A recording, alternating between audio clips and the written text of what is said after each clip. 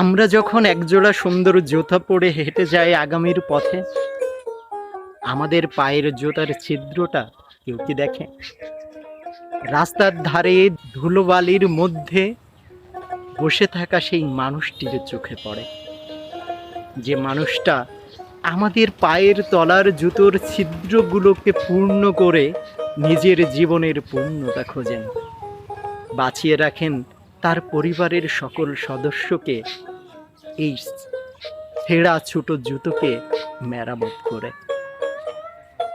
এই যে মানুষটাকে দেখছেন, তিনি একবার বলেছিলেন, বাবা 30 বছর ধরে এই ধুলোবালির মধ্যেই আমার সংসার চলছে।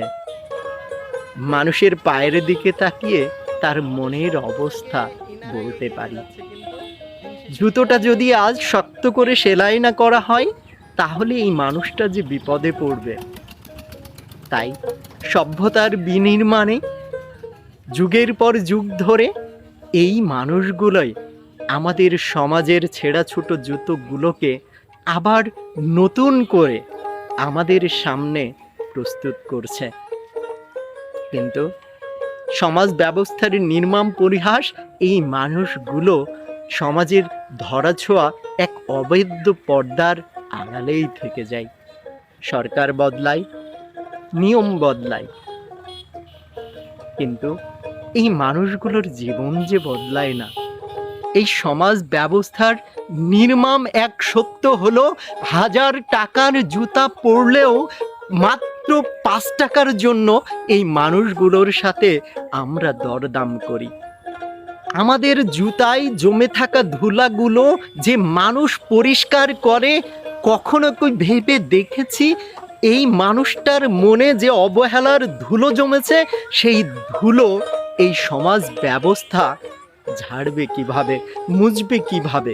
একজন মুসি চাচা আমাকে বলেছিলেন, এই সমাজ ব্যবস্থা আমাদেরকে নিচু চোখে দেখে, কিন্তু মানুষের পায়ের তলার ছেঁড়া জুতো তালি দিয়ে আমার সন্তানকে আমি কলেজে পড়িয়েছি।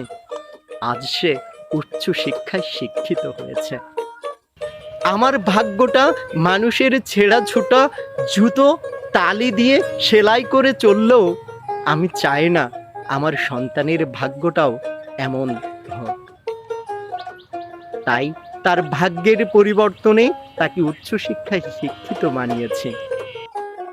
পায়ের জুতাকে নতুন রূপ দেয়া এই মানুষগুলোর নাম হয়তো ইতিহাসের কোনো পাতায় লেখা হয়নি, হয়তো আর কখনো লেখাও হবে না নতুন করে কোনো ইতিহাস এই মানুষগুলোকে নিয়ে। কিন্তু আমাদের সমাজ ব্যবস্থা বিনির্মাণে যে হাতগুলো দিনের পর দিন লোকচক্ষুর অন্তরালে মানব সেবায় নিয়োজিত হয়ে আছে, সেই মানুষগুলোকে মেহনত মঞ্চের পক্ষ থেকে স্যালুট জানাই।